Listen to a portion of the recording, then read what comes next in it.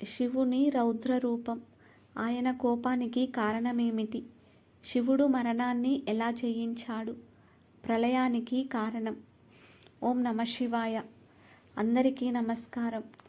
మనలో చాలామందికి శివుడు అంటే హిమాలయాల్లో ధ్యానంలో ఉండే బోలాశంకరుడు, మెడలో పాము, జటాజూటంలో గంగమ్మ, చేతిలో ఢమరుకం త్రిశూలం, తన భక్తులకు కష్టాలు కలిగినప్పుడు కరిగిపోయే కరుణామయుడు. కానీ అదే శివుడు రుద్రుడిగా మారితే, మూడో కన్ను తెరిచి ప్రళయం సృష్టిస్తే ఆయన కోపానికి కారణమేంటి? ఆయన ఎందుకు భయంకరమైన రూపాలు ధరిస్తాడు? కాలానికి కూడా భయాన్ని కలిగించిన కాలాంతకుడి రహస్యమేమిటి? ఈ ప్రశ్నలకు సమాధానాలు తెలుసుకుందాం. ఇది కేవలం కథ కాదు, శివతత్వం యొక్క లోతైన అర్థం. శివుడి కోపానికి కారణాలు. శివుడి కోపం కేవలం ఒక సాధారణ భావోద్వేగం కాదు. అది ఒక అగ్నిపర్వతంలా ధర్మానికి హాని కలిగినప్పుడు, లోకానికి అన్యాయం జరిగినప్పుడు మాత్రమే అది ఉవ్వెత్తున ఎగిసిపడుతుంది. ఆయన కోపానికి పురాణాల్లో ఎన్నో కథలు ఉన్నాయి. వాటిలో ముఖ్యమైనవి దక్షయజ్ఞం, సతీదేవి ఆత్మాహుతి. శివపురాణంలో అత్యంత విషాదకరమైన, శక్తివంతమైన కథ ఇది. బ్రహ్మదేవుని కుమారుడు దక్షుడు గొప్ప యజ్ఞం చేయాలని నిర్ణయించుకొని సమస్త దేవతలను, ఋషులను ఆహ్వానిస్తాడు. కానీ తన అల్లుడైన పరమశివుడిని మాత్రం పిలవడు. కారణం, దక్షుడికి శివుడిపై ఎప్పుడూ ఒక రకమైన అహంకారం, అసూయ ఉండేవి. తన పుత్రిక సతీదేవికి శివుడిని భర్తగా అంగీకరించలేకపోయాడు. యజ్ఞానికి వెళ్లేందుకు సతీదేవి ఆతృతగా ఉంటుంది. శివుడు ఆమెను వారించినా తన తండ్రి యజ్ఞానికి వెళ్ళడం తన కర్తవ్యమని వారిస్తుంది. శివుడు అనుమతి ఇవ్వటంతో ఒంటరిగా దక్షుని యజ్ఞశాలకు వెళ్తుంది. అక్కడ ఆమెకు ఘోరమైన అవమానం ఎదురవుతుంది. దక్షుడు తన కుమార్తెను చూసినా పలకరించకుండా శివుడిని నానా మాటలు అంటాడు. శివనిందను భరించలేని సతీదేవి అవమానంతో తండ్రి యజ్ఞగుండంలో దూకి ఆత్మాహుతి చేసుకుంటుంది. ఈ వార్త తెలిసిన శివుడు తీవ్రమైన బాధ, కోపంతో రగిలిపోతాడు. ఆయన జటాజూటంలో నుంచి ఒక వెంట్రుకను నేల మీద పడవేయగా దాని నుంచి అత్యంత భయంకరమైన వీరభద్రుడు, భద్రకాళి ఉద్భవిస్తారు. శివుడి ఆజ్ఞతో వీరభద్రుడు క్షణాల్లో దక్షుడి యజ్ఞశాలకు చేరుకొని యజ్ఞాన్ని నాశనం చేసి దక్షుడి తలను ఖండిస్తాడు. శివుడి కన్నీళ్లే రుద్రాక్షలుగా మారాయని, ఆయన దుఃఖమే లింగోద్భవానికి కారణమైందని పురాణాలు చెబుతాయి. కామదేవుని భస్మీకరణం. దక్షయజ్ఞం తర్వాత శివుడు లోకాలన్నింటినీ మర్చిపోయి తీవ్రమైన తపస్సులోకి వెళ్ళిపోతాడు. అదే సమయంలో తారకాసురుడు అనే రాక్షసుడు లోకాలను పీడిస్తుంటాడు. శివుడి కుమారుడు మాత్రమే అతన్ని సంహరించగలడు అని బ్రహ్మదేవుడు వరమివ్వటంతో దేవతలు శివుడిని తపస్సు నుంచి బయటకు తీసుకురావాలని నిర్ణయించుకుంటారు. ఇందుకోసం మన్మధుడిని పంపుతారు. మన్మధుడు శివుడి ధ్యానాన్ని భగ్నం చేయడానికి పూల బాణాలను సంధిస్తాడు. శివుడి మనస్సులో చిన్న చలనం కలుగుతుంది. మన్మధుడి ఈ ప్రయత్నం చూసి శివుడు కోపంతో మూడో కంటిని తెరుస్తాడు. ఆ కంటి నుంచి వెలువడిన అగ్నిజ్వాలలకు మన్మధుడు క్షణాల్లో భస్మమైపోతాడు. త్రిపురాసురుల సంహారం. తారకాసురుడి కుమారులు త్రిపురాసురులు. విద్యున్మాలి, తారకాక్షుడు, కమలాక్షుడు. వీరు శివుడి నుండి గొప్ప వరాన్ని పొందుతారు.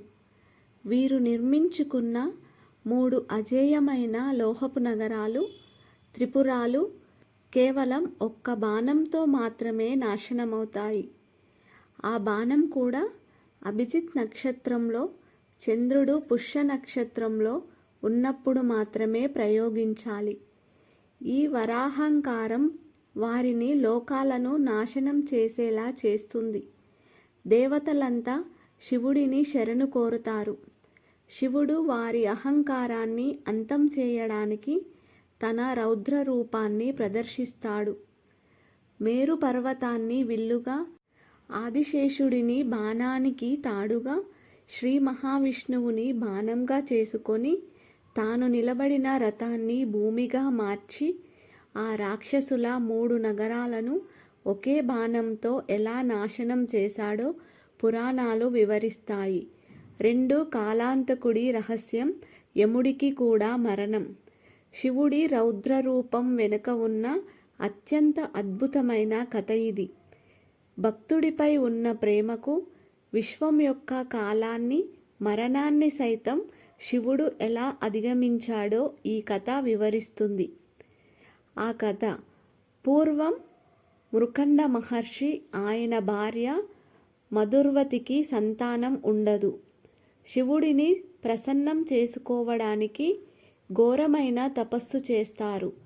వారి తపస్సుకు మెచ్చిన శివుడు ప్రత్యక్షమై వారికి 2 వరాలు ఇస్తాడు. ఒకటి, తెలివైన ఆధ్యాత్మిక జ్ఞానం కలిగిన కుమారుడు, కానీ 16 సంవత్సరాలకే మరణిస్తాడు. రెండవది, తెలివి తక్కువ అల్పజ్ఞానం గల కుమారుడు, కానీ దీర్ఘాయుష్కుడు. మహర్షి మొదటి వరాన్ని ఎంచుకుంటాడు. మార్కండేయుడు అనే పేరుతో ఆ కుమారుడు జన్మిస్తాడు. చిన్నతనం నుంచే అపారమైన శివభక్తుడిగా పెరుగుతాడు. తన ఆయుష్ 16 సంవత్సరాలే అని తెలిసినా భయపడకుండా తన చివరి క్షణం వరకు శివధ్యానంలోనే గడుపుతాడు.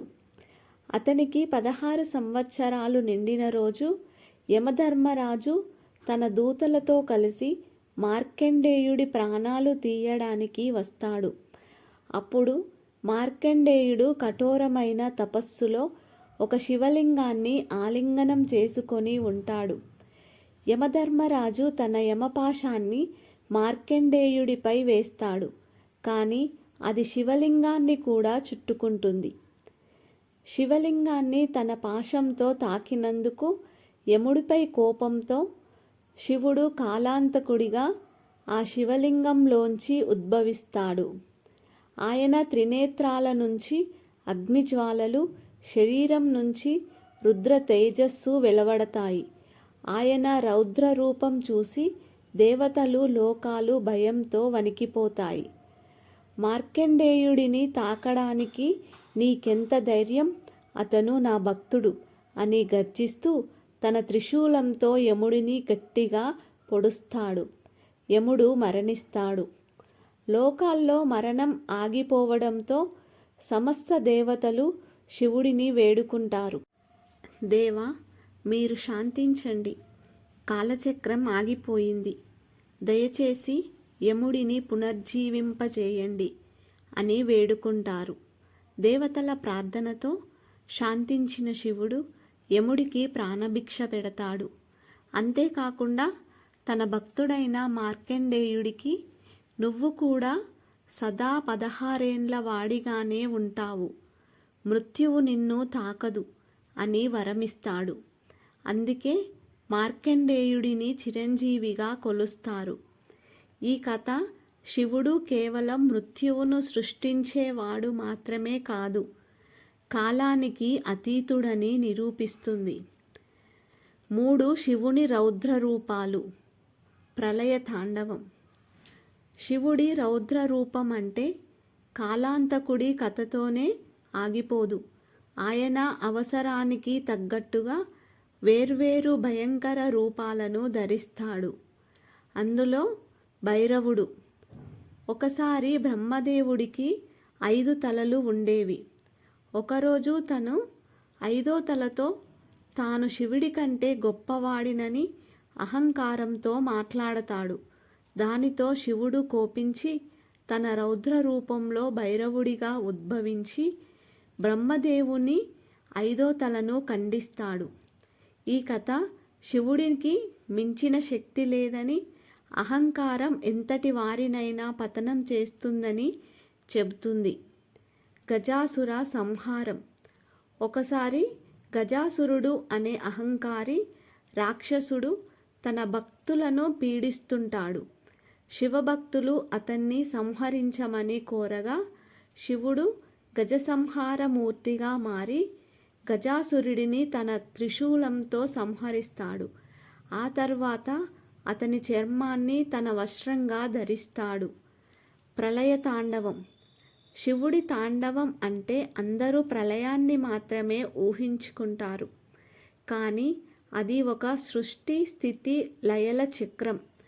సాయంకాలం శివుడు చేసే తాండవం సమస్త లోకాలకు శాంతింపజేస్తుంది. కానీ ఆయన ప్రళయ తాండవం చేసినప్పుడు అది ఒక యుగాన్ని అంతం చేసి కొత్త సృష్టికి మార్గం సుగమం చేస్తుంది. ఈ నాట్యంలో ఆయన డమరుకం సృష్టిని సూచిస్తుంది. అగ్ని విధ్వంసాన్ని, అభయముద్ర రక్షణను సూచిస్తాయి. 4 శివుడి కోపానికి సంబంధించిన మరికొన్ని అద్భుతమైన కథలు. జలంధరుడి వధ. లక్ష్మీదేవి కన్నుల్లో నుంచి జన్మించిన జలంధరుడు అనే రాక్షసుడు తన పరాక్రమంతో దేవతలను పీడిస్తాడు. అతని భార్య బృంద పతివ్రతా తత్వం వల్ల అతన్ని ఎవరూ ఓడించలేరు. విష్ణుమూర్తి లీల ద్వారా జలంధరుడు తన భార్య పతివ్రతను కోల్పోతాడు. అప్పుడు శివుడు రౌద్ర రూపం ధరించి అతన్ని సంహరిస్తాడు. శంఖాచూడుని వధ.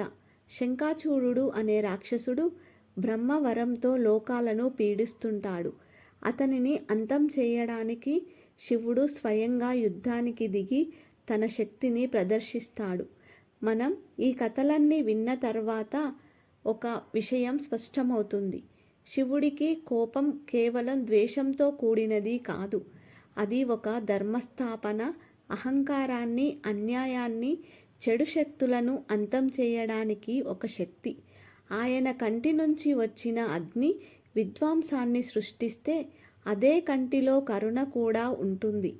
ఆయన కాలానికి భయం కలిగించిన తన భక్తుడిని మృత్యువు నుంచి కాపాడాడు. శివుడు రౌద్రుడు కానీ కరుణామయుడు. ఆయనే బోళాశంకరుడు. ఆయనే మహాకాల్. ఆయన కోపం వెనుక ఉన్న కరుణను అర్థం చేసుకున్నప్పుడే శివతత్వం యొక్క అసలైన అర్థం మనకు తెలుస్తుంది. మీకు ఈ వీడియో నచ్చినట్లయితే తప్పకుండా లైక్ చేయండి. మీ స్నేహితులతో షేర్ చేయండి. మరిన్ని ఇలాంటి అద్భుతమైన ఆధ్యాత్మిక విషయాల కోసం మా ఛానల్ని సబ్స్క్రైబ్ చేసుకోండి. నమస్కారం.